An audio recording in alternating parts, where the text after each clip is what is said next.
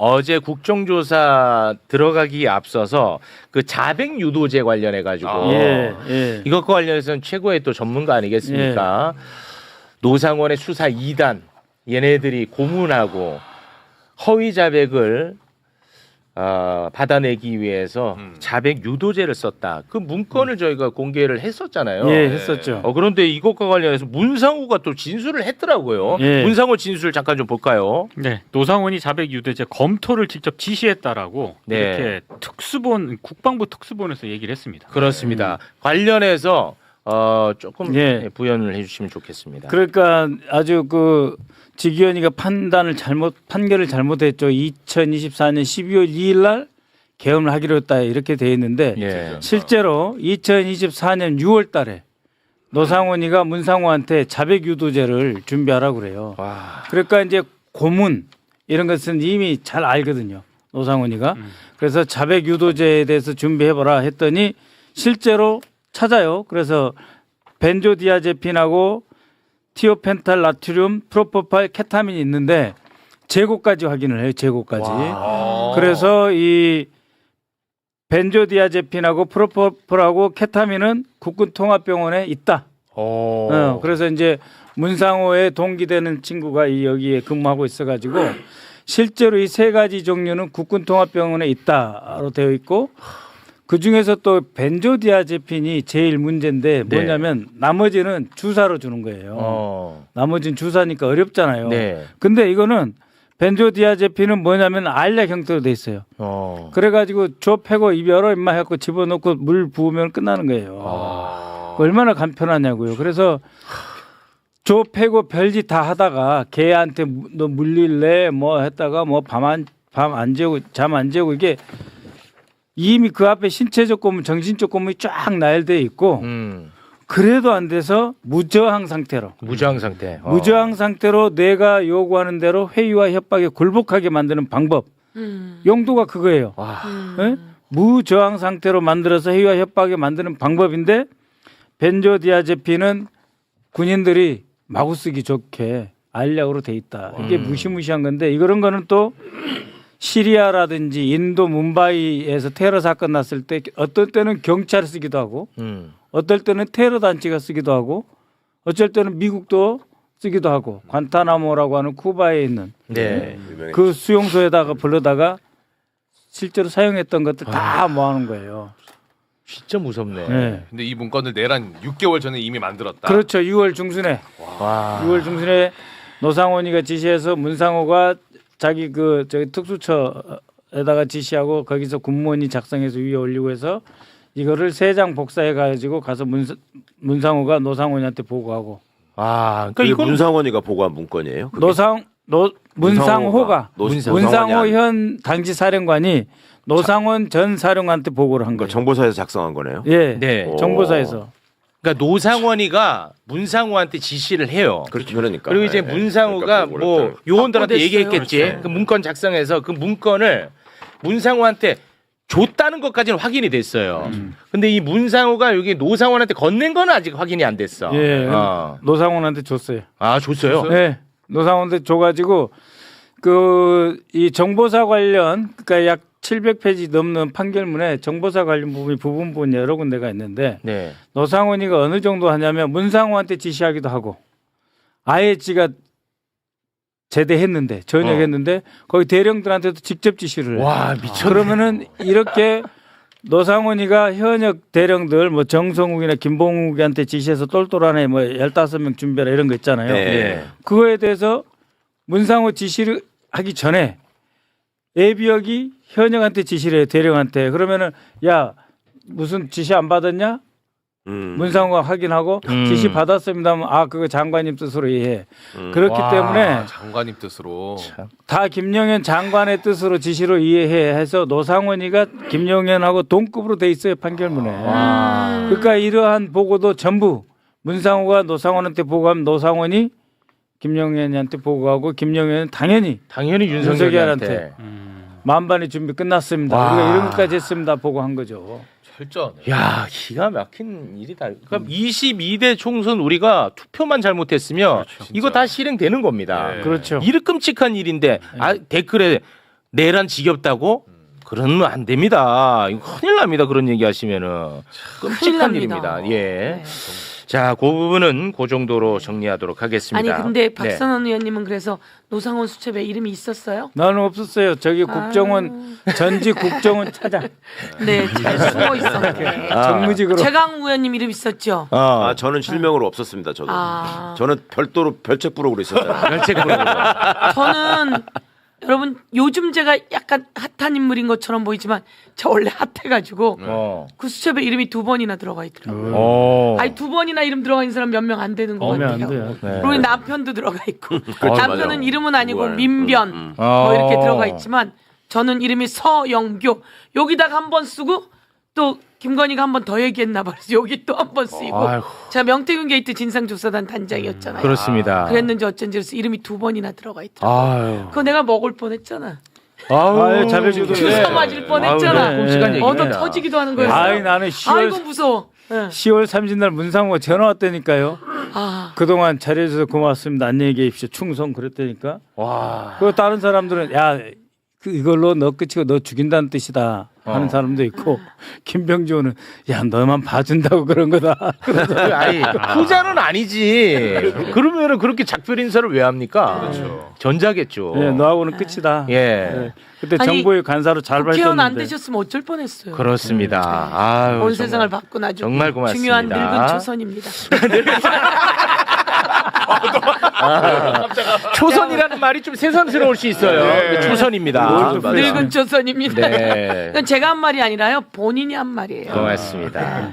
자, 그러면 예. 윤석열 정부 조작기소 국정조사 특위 마지막 청문회 이야기를 지금부터 좀 나눠보도록 하겠습니다. 어제 열렸었거든요. 어제도 성과가 대단했습니다. 아, 그러니까요. 물론 보도는 없습니다. 윤석열이 대통령이 되고 나서 유일하게 하고 싶었던 것은 딱 2가지라고 수없이 말씀드렸습니다. 문재인 정부 사람들 제거하고 차기 유력 대선 주자 이재명 대통령 제거하는 것. 딱 요건 하고 싶어 했어. 왜냐? 그 세력들만 사라지면 본인이 평생 할 수 있을 거라고 생각했겠지. 어제 국정조사를 통해서 이재명 대통령 제거 작업에 최윗선이 객관적 증거로 증명이 되어버렸습니다. 아, 최윗선이 어디였는지 대단한 사건이야. 객관적 증거로 객관적 증거로. 네. 자, 일단 대북 송금 사건 관련해 가지고 최말단이 박상용. 그건 알고 있죠. 네. 근데 박상용이가 윗선을 아주 친절하게 다 브리핑을 한 적이 있잖아요. 그렇죠. 그거 다시 한번 보고 옵니다. 그때 저는 평검사였기 때문에 부장검사, 차장검사, 검사장에게는 당연히 다 보고했고 그리고 나서 그 대검의 반부패부, 그다음 총장 이렇게가 주로 보고 라인이었습니다. 자, 그럼 이게 조작 기소를 한 것이면 그분들도 다 나중에 같이 처벌 받아야 되죠? 보고 다 했으니까. 네. 그렇지. 국민들이 팀킬이. 기가 막혀. 자, 일단은 검찰 라인의 최윗선 총장까지는 정리가 됐죠. 네. 그런데 그 더 윗선이 존재하는 거예요. 어제 새로운 문건 하나가 공개가 됐습니다. 대북 송금 사건 수사가 한창이던 2023년 4월 작성된 문건인데요. 문건 띄워주시죠. 자, 요거 보면 이제 쌍방울 그룹 사건 수사를 하고 있는 내용을 싹 정리를 해놓은 거야. 와, 사건 수사 상황. 이게 뭐 한두 가지가 아닙니다. 뭐 이 검사 이름 뭐 어떤 검사는 요런 거 정리했고 어떤 검사는 요런 수사했고 요런 성과 있고 요게 다 들어가 있어요. 네. 예. 요게 윤석열한테 매일같이 비공개로 2번씩 보고가 됐다. 라는 제보가 있었다는 겁니다. 박성준 의원이 관련해서 어제 이야기를 했는데요. 함께 보시죠. 이 대장동 쌍방울 사건 등 이재명 대표 사건에 대해서는 이례적으로 하루에 2번씩 수사 상황을 보고했다. 그것도 비공식 형태로 이루어졌다라고 하는 것이 저희가 제보를 받은 내용입니다. 혹시 이거에 대해서 알고 계셨나요? 아닙니다. 뭐 구체적인 내용 지금 보면은 수원지검 형사 6부, 대검 반부패부, 법무부 형사기획과 그리고 대통령실 공직경 비서관을 통해서 대통령에게 보고됐다. 이렇게 저희가 제보를 받았는데 이시원 공직경 전 비서관님, 대통령 대통령에게 직접 이 대장동과 쌍방울 관련돼서 윤석열에게 보고를 했었습니까? 이 질의에 대해서는 답변드리기 어려움을 양해해 주시기 바랍니다. 답변이 어렵다. 이 큰 혐의인데 아니면 아니라고 얘기하겠지. 그렇죠. 너무 큰 이야기인데 아니면 당연히 아니라고 하지. 와. 답변 드리기가 어렵다고? 이거는 이제 최윗선이 드러난 거야. 엄청난 겁니다. 예. 예. 엄청난 거죠. 아. 표정 보셨잖아요. 이시원 표정. 그렇습니다. 아, 이걸 어떤 표정을 지으면서 말해야 이게 이 카바가 될까. 그래서 살짝 웃으면서 하는데 그 웃음이 그 속내가 다 드러나는 그런 모양이었던 것 같아요. 그렇습니다. 네. 이거 난리 나야 되는 거 난리 아닌가? 나야 되는데 난리 나야 됩니다. 조용해요. 이 난리 나야 될 거 아니야. 조용해. 이게 진짜 핵심이거든. 예. 조용합니다. 자, 그리고요. 어제 쌍방울 김성태 회장이 드디어 국회에 처음 드디어 왔어요. 출석을 했거든요. 네. 그런데 박선원 의원이 엄청난 의혹 제기를 했습니다. 어제 국정조사가 있었잖아. 네. 국정조사 하루 전날 국민의힘 의원 5명이 쌍방울 아지트에서 김성태를 만나려고 했다라는 의혹 제기를 한 거야. 국정조사 전날에. 와, 이거 만약에 이게 사실이면 이거 또 뒤집어지는 일입니다. 그럼요. 자, 이 관련해서 어제 청문회에서 이야기가 있었는데요. 요거 굉장합니다. 함께 보시죠. 김성태 증인 여기 어딘지 알아요? 티파니 쌍방울 아지트예요. 여기 김성태 증인 여기 어딘지 알죠? 국민의힘 의원이 5명이 가서 김성태 증인을 어젯밤에 만나려고 했다라고 하는데 CCTV로 확보해 주세요. 어제 저녁에 만났으면 이거는 완전히 증거 조작입니다. 김성태 증인 어제 저기 가셨어요? 안 가셨어요? 어제 저기 소주 마셨던 것 같습니다. 김성태는 마셨고 일단. 소주 마셨습니다. 약간 느낌이 저 어떻게 알았지? 그래 이거 말이 진짜 놀랬어. 이게 뭐예요, 의원님? 예, 김성태 쌍방울 사람들이 많이 가는 데가 티파니. 그러니까 단란주점 겸 이렇게 룸살롱 비슷한 데가 티파니고요. 저기. 네. 예, 그다음에 이제 저기를 다니다가 요새는 좀 답답하다 해가지고 V 라운지로 저기 김성태가 만나요. 저기가 이제 꽤 유명한 그 약간 그 개방된 그런 속에서 바도 있고 음악도 있고 하는 데인데 네. 저기하고 티파니하고 950m밖에 안 떨어졌어요. 근처군요. 네, 그 근처에 다 있는데 예, 저기를 갔다라고 하는 제보가 있었고요.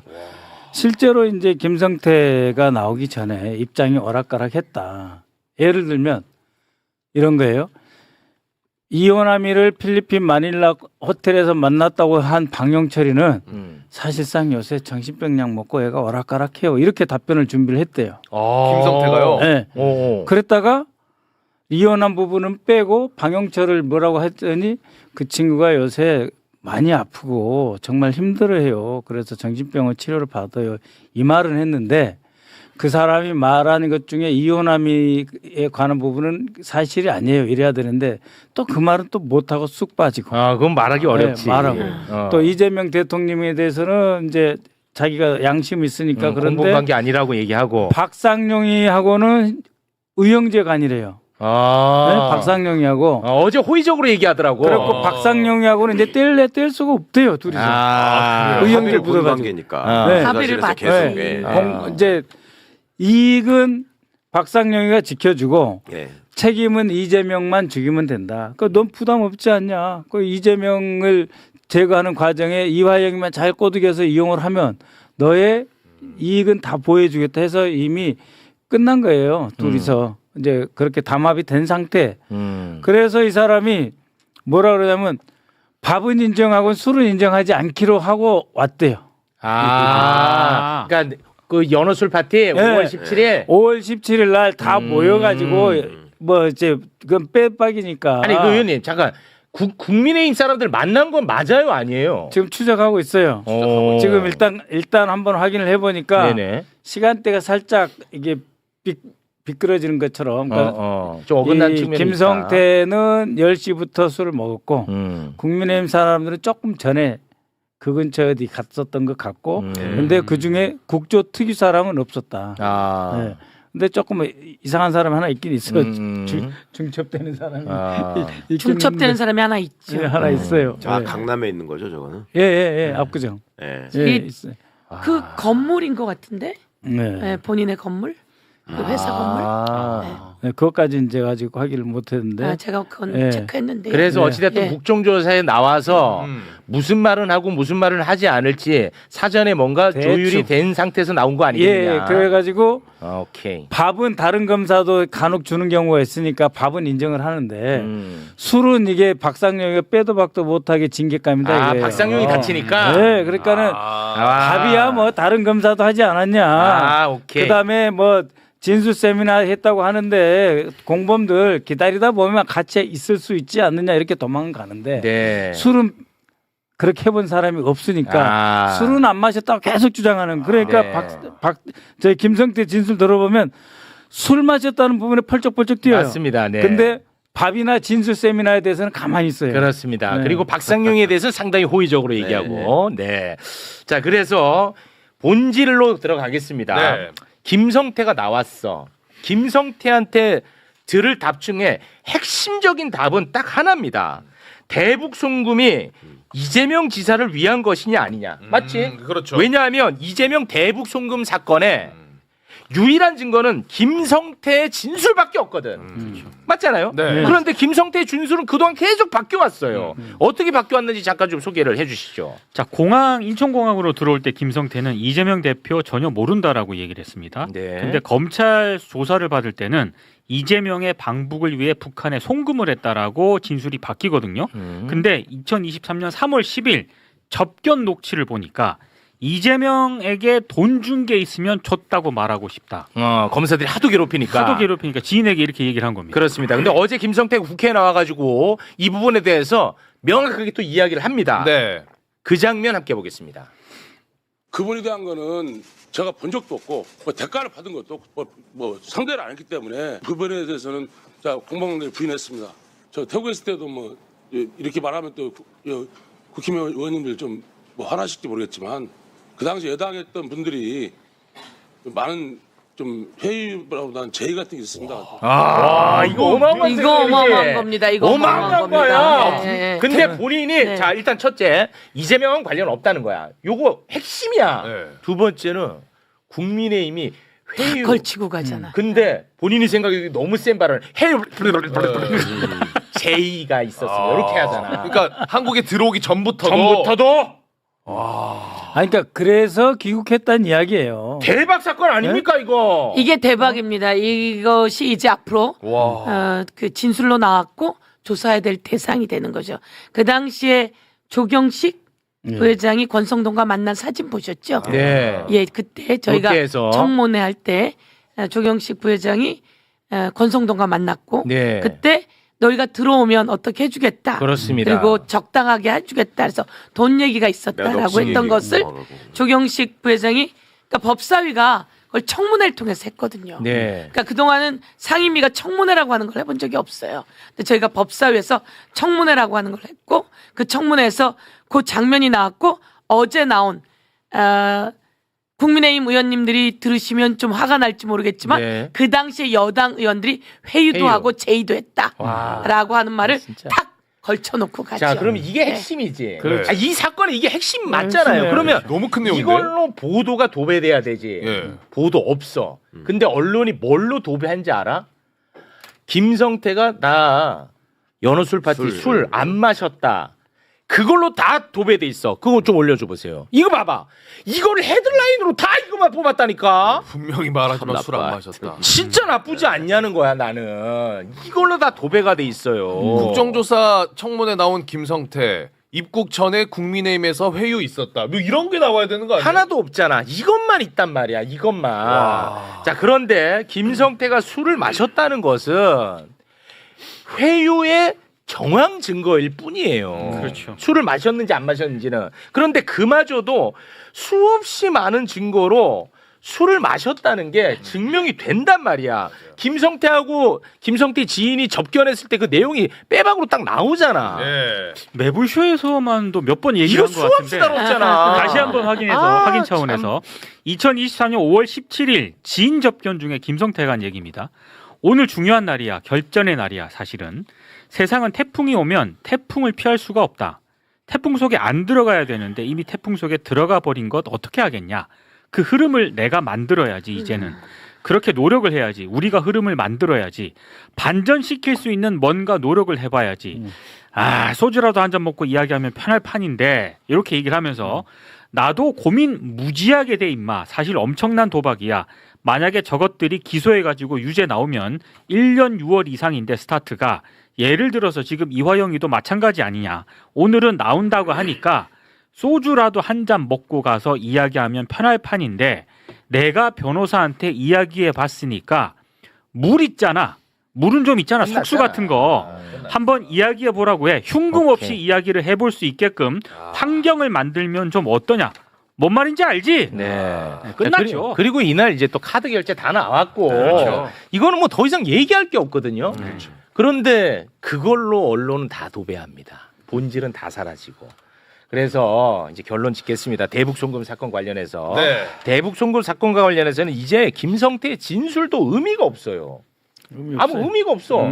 그 리오남에게 돈을 전달했다는 날에 리오남은 필리핀에 없었다는 게 이제 결론 났어. 그것도 이제 의원님 그 더 이상 설명할 필요도 없어. 이제 그건 끝났어. 네. 그리고 무엇보다도 대북 송금의 목적이 김성태 회장의 방북 비용이라는 게 내부 문건으로 이미 나와 있단 말이야. 그 서영교 의원님의 그 자료 요거 딱 나와 있단 말이야. 더 이상은 설명할 필요 없어. 또 확실한 증거 하나 더 보여드릴게. 북한에서 대남 사업을 담당하는 기관이 있어요. 북한에서 대남 사업과 관련해서 그게 뭐냐? 조선 아시아 태평양 평화위원회라는 곳이야. 이게 조선 아태위구나. 조선 아태위 많이 얘기 나왔지. 그런데 쌍방울의 나노스가 이제 주가 조작을 하려고 했던 거잖아. 그래서 이제 북한에서 희토류를 채굴할 수 있는 사업권을 받자. 뭐 이런 이제 협약을 맺고 하는 거야. 그 계약을 할 때 계약금으로 그게 이제 500만 달러 주기로 한 문건이 또 있어요. 계약금으로 딱 있습니다. 딱 있잖아. 네. 끝난 거야. 이제 더 이상 할 게 없어. 대북 송금은 수사할 것도 없어 이제. 끝. 저 사람들이 증거로 다 배제한 것만 싹 모으면 그게 사실이에요.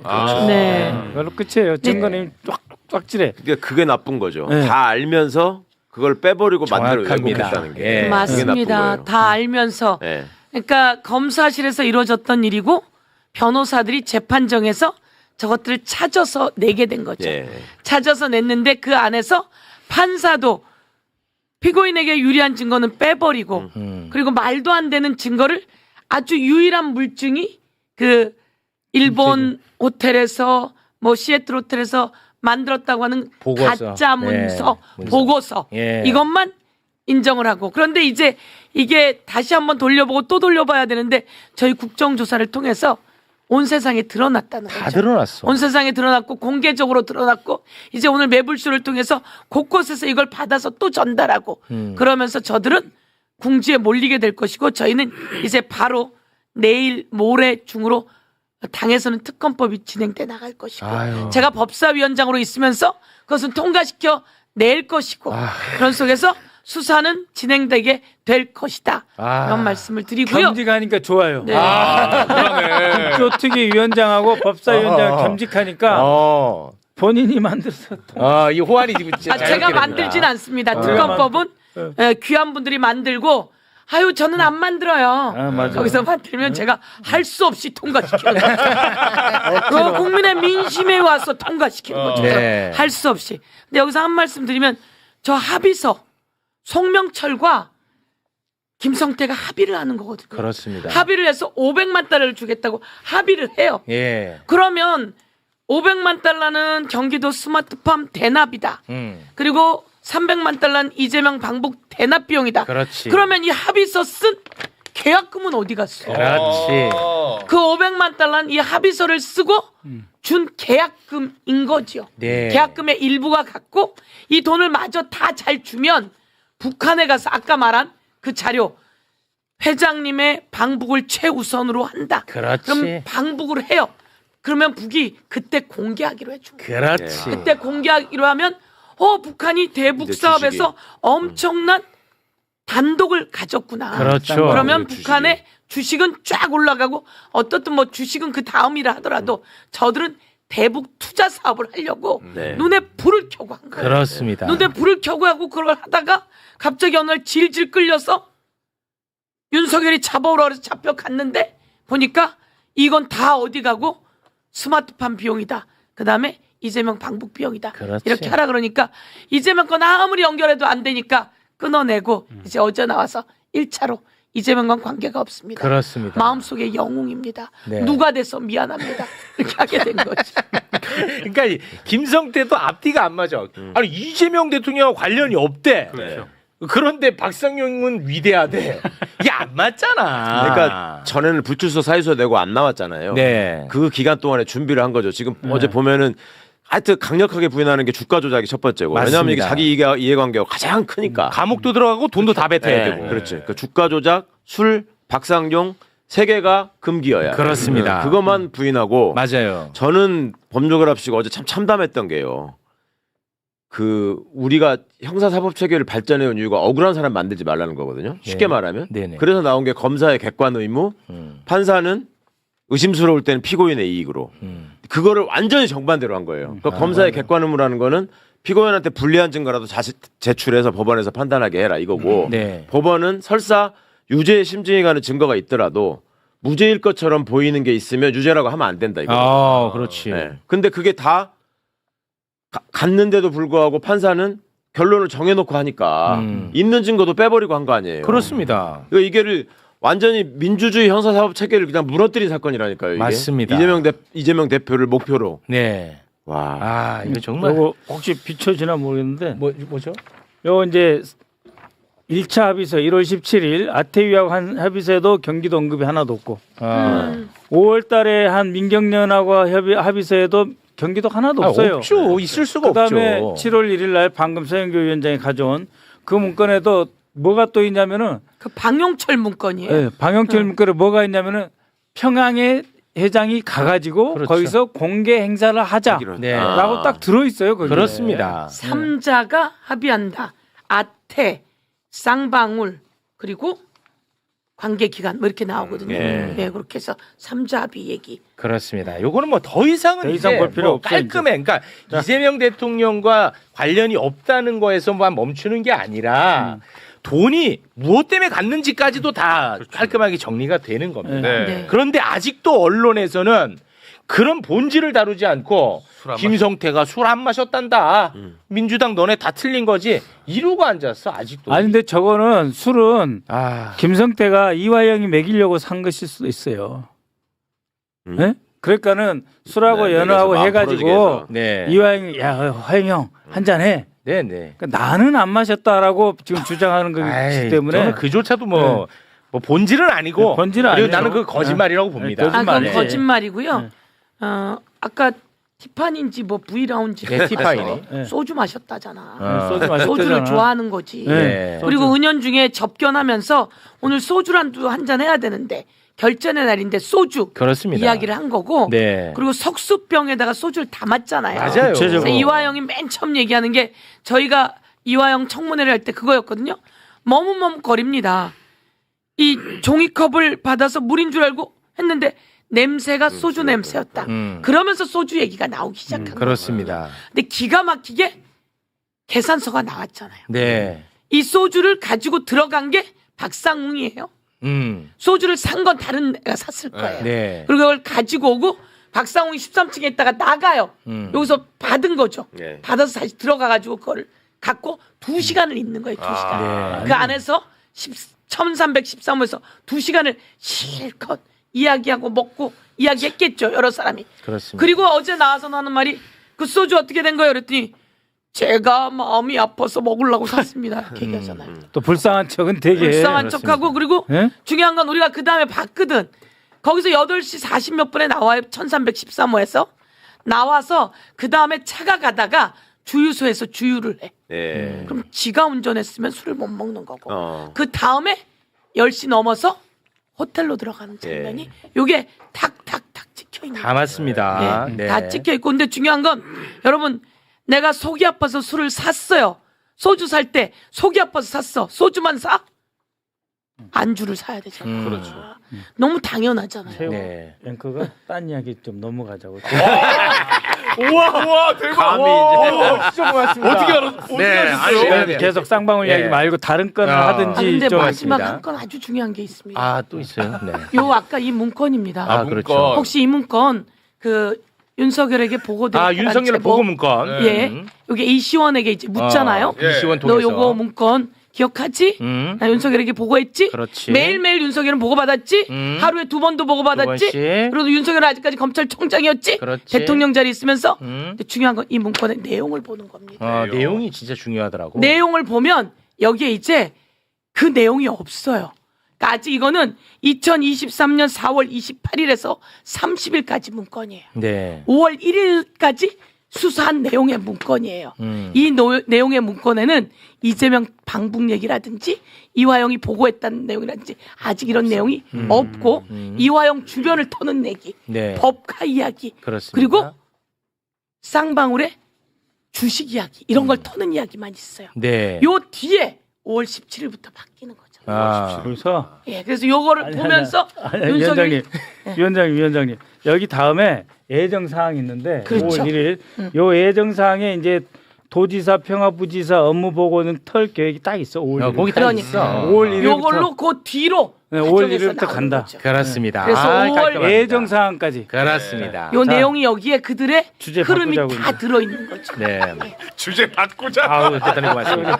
자, 오늘 다룰 내용이 많은데 그 내용에 앞서서 요거 잠깐만 좀 다루고 갈게요. 윤석열의 내란이 성공을 했었다면 평생 떵떵거리고 살 사람 중에 한 명이 바로 박성재 법무부 장관입니다. 근데 박성재 법무부 장관의 1심 네. 결심 공판이 27일에 있었거든요. 이틀 전에. 네, 이틀 전에. 그런데 조은석 내란 특검은 내란 중요 임무 종사 혐의와 김건희의 수사 청탁을 들어준 혐의로 징역 20년을 구형을 했어요. 20년 구형을 했는데 그 구형을 하는 그 장면이 와 기가 막혀. 아 구형 장면. 박성재가 검사 출신이잖아요. 네네. 박성재 후배 검사가 구형을 한 거예요. 예.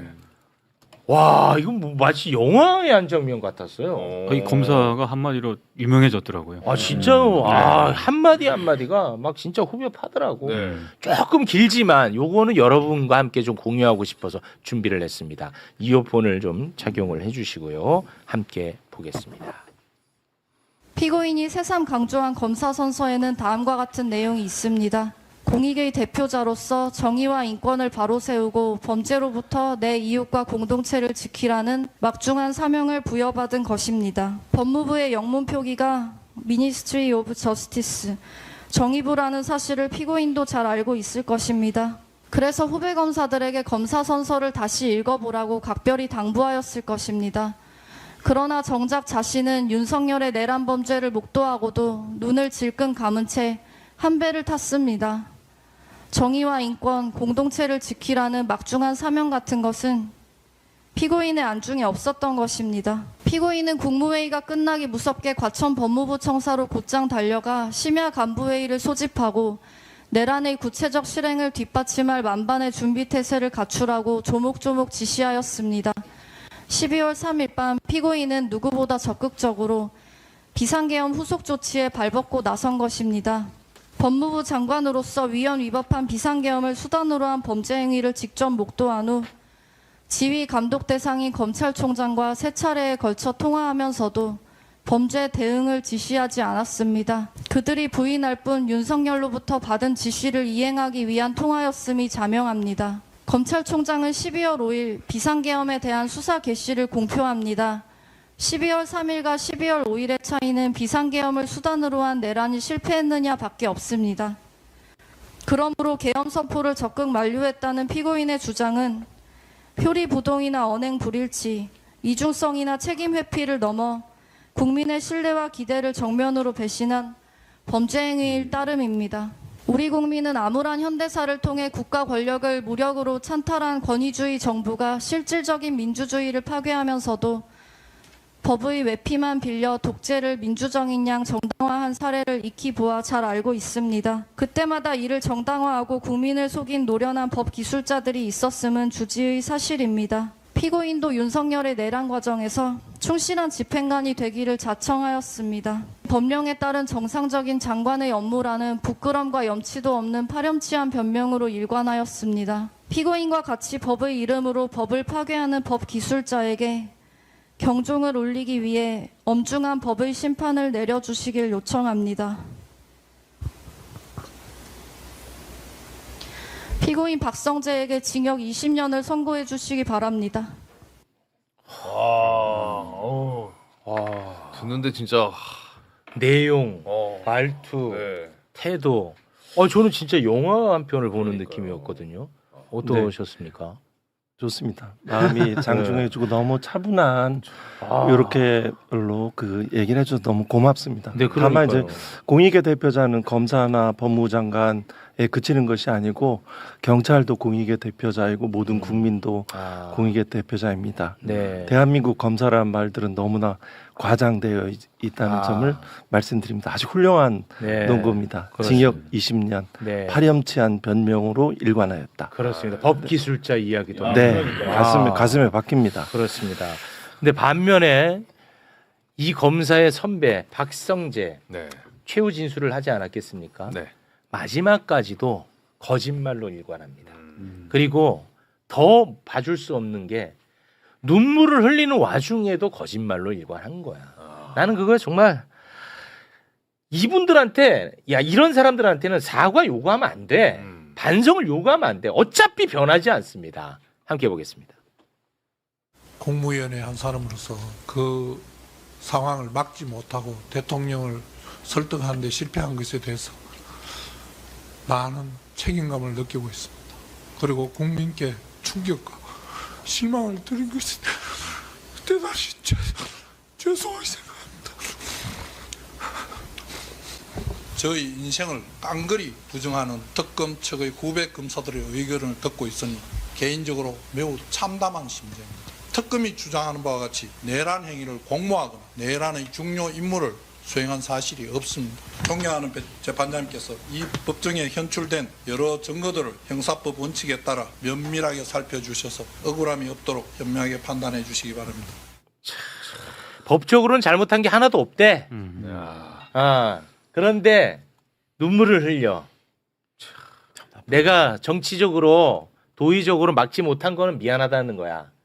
그러니까 책임과 처벌은 받지 않고 감정에 호소하려고 하는, 정말 저는 마지막까지도 너무 고통스러웠어요. 양심에서 흘러나오는 눈물을 보셨습니까? 화면상에. 저는 보이지 않습니다. 네, 눈물 나왔다고 표현하시길래 제 화면이. 네. 그 판사들은 피고인들의 최후 변론을 무수히 많이 봅니다. 네. 근데 일단 말 속에 이런 표현이 있더라고요. 설득했는데 실패했다. 네, 윤석열을 설득했는데 자기는 실패했다. 설득은 했다는 취지의 얘기를 계속 하고 있는 거잖아요. 근데 설득을 아예 안 했을 것으로 보여지고 저도 그렇게 특검도 봅니다. 그렇게 파악하고 있는 것 같습니다. 그 한덕수 총리에 대해서 판결을 선고하면서 부작위에 의한 헌법 파괴를 지적했잖아요. 그렇습니다. 김기현 판사가. 네. 지금 박성재는 본인이 뭐가 잘못했는지, 저 논고의 핵심이 뭐고 어느 부분에 대해서 본인이 변명해야 되는지도 몰라요. 거짓말하느라고. 사실은 저 논고문 중에서 저는 가장 인상 깊었던 게 이 박성재하고, 그러니까 법무부 장관하고 검찰총장은 저 내란 범죄를 진압해야 되는, 범죄를 수사해서 처벌해야 되는 입장에 있었던 사람들이다. 그래서 법무부 장관이 지휘감독자로서 검찰총장과 통화를 했는데 맞아. 니네는 수사한다는 얘기는 한마디도 안 했다. 그러니까 그게 핵심이고 뭐냐면 박성재는 제가 설득을 했는데 못 막았습니다. 이게 그렇게 해서 저는 잘못한 게 없습니다가 아니에요. 그다음에 돌아와서는 저걸 수사하라고 지시를 했어야 돼요. 그렇지. 그러니까 자백한 거야. 예. 제가 주교임 종사를 네. 자백한 겁니다 지금. 맞습니다. 뭐 시간. 되게 이제 수사관 시간. 네, 좋습니다. 바로 좋습니다. 아 죄송합니다. 네. 아닙니다. 아 저도 아주 미치겠어요. 네. 지금 이제 3시면 생중계를 하니까 아주 빨리빨리 좀 진행을 해야 되는데 예습도 해야 되는데 어제 거 복습도 잠깐 하고 그러네. 가야 돼. 복습 아직 안 했네. 아 요거는 진짜 짧게만 할게요. 네네네. 어제 이제 김건희에 대한 2심 선고가 있지 않았습니까? 예. 2심 선고 내용 잠깐 좀 소개해 주시겠습니까? 자, 도이치모터스 주가 조작 관련해서 유죄고요. 정치자금법 위반 명태균과 관련해서 여론조사 있지 않습니까? 무상으로 제공받았다. 이거 무죄입니다. 그리고 통일교 알선 수재 혐의 유죄. 그래서 합쳐서 징역 4년 벌금 5천만 원, 그라프 목걸이 몰수하기로 했고 2,094만 원 추징하기로 했습니다. 네. 근데 요거 좀 계속 좀 띄워놔 주세요. 네. 어제 이제 징역 4년이 나왔습니다. 네. 언론에서는 굉장히 이것을 의미 있게 다 쓰더라고요. 그리고 쾌거인 것처럼 이렇게 쓰던데. 주가 조작 공범을 인정했다. 그렇습니다. 뭐 일견 뭐 타당할 수도 있어요. 네. 그런데 자 보세요. 이게 얼마나 큰 범죄냐. 도이치모터스 사건은 대한민국 자본주의를 파괴시킨 거예요. 명태균 정치자금법 위반은 대한민국 민주주의를 파괴시킨 사건입니다. 그래서 대한민국을 지탱하는 대한민국의 시스템을 다 망가뜨리는 어마어마한 중범죄야. 그러네. 진짜. 아 그런데 우리가 뭐 나오는 선고량이 그동안에 너무나 형편없다 보니까 이런 4년 이런 거에도 만족이 되나 봐. 1년 8개월 보다가 4년 네. 보니까 뭔가 그렇죠. 네. 저는 그게 굉장히 좀 불안하게 느껴집니다. 이 어마어마한 중범죄인데 어떻게 보십니까? 네, 맞습니다. 국민의 눈높이에 맞지 않는 낮은 형량들, 특별히 권력 있고 돈 많은 피고인들에게도 형이 낮추어지는 현상들에 대해서 주목합니다. 또 반면에 계속 후행, 종합특검 등에서 추가 기소들과 재판이 이어지기 때문에 네. 이런 또 형은 계속 이렇게 얹혀질 것입니다. 아, 네. 그 양형도 양형이지만 추징을 안 하더라고요. 네. 그러니까 김건희 먹은 돈은 그대로 그냥 갖는 거예요 지금. 아 그게 얼마인지 몰라서 그래요. 네. 그러니까 얼마인지 모른다고 해버려 심지어. 네. 금감원이 다 계산해줬는데. 네. 아 저는 이 사건의 경우에는 그동안 검찰이 제대로 수사를 안 했잖아요. 네. 권력 눈치를 보느라고. 그렇습니다. 그런 부분까지 감안돼야 되는 거 아니에요? 당연하죠. 맞죠. 그게 양형 요소로 들어가야지. 네, 그래서 오히려 그걸 중하게 처벌해야 되는데 수사를 방해했다라든지 그렇습니다. 수사를 가볍게 받는다라든지 아니면 네. 수사를 왜곡시켰다든지 이런 게 다 가만히 돼야 되는데 그런 거에 대한 고려가 없는 게 제일 답답하더라고요. 제가 비법조인이라 그래서 네. 잘 이해가 안 되는 대목이 왜 도이치모터스 주가 조작 관련해 가지고 권오수라든가 그전 뭐 주포 이런 사람들은 다 징역 2, 3년에 집행유예 받았잖아요. 맞아요. 네. 그 얘기를 언급을 하면서 징역 4년을 마치 합리화하는 듯한 공범이다. 그렇지. 그러니까 주범도 약하게 처벌받았으니 내 입장에서는 요거 세게 처벌할 수 없어라는 얘기를 했었어요. 근데 꼭 그렇게 이렇게 형평성을 그런 식으로 따져야 되는 것인지 저는 좀 네, 그건 아니죠. 이해가 안 되더라고요. 예. 이렇게 판사들이 이제 공범 간의 이제 형의 이제 균형들을 주요한 형량을 정하는데 요소로 그렇게 파악하는데요. 그거는 네. 단계적으로 뭐 여러 가지 죄를 그 죄를 구분하는 거, 뭐 별죄라고 파악하는 거라든가 여러 가지 오랜 기간에 걸쳐서 작업 또 범행을 축소한 형태로 이어져 왔기 때문에 정의는 그때그때 세우는 것이 타당하다는 견해입니다. 아, 네. 정의는 그때그때 세우는 것이 타당. 계속 판사해 주시지. 아, 네. 돌아갈 수 있을까요? 아, 진짜. 그리고 뭐. 아, 미치겠네, 진짜. 우리 네. 그 변호사님만 보면 제가 미치겠어요.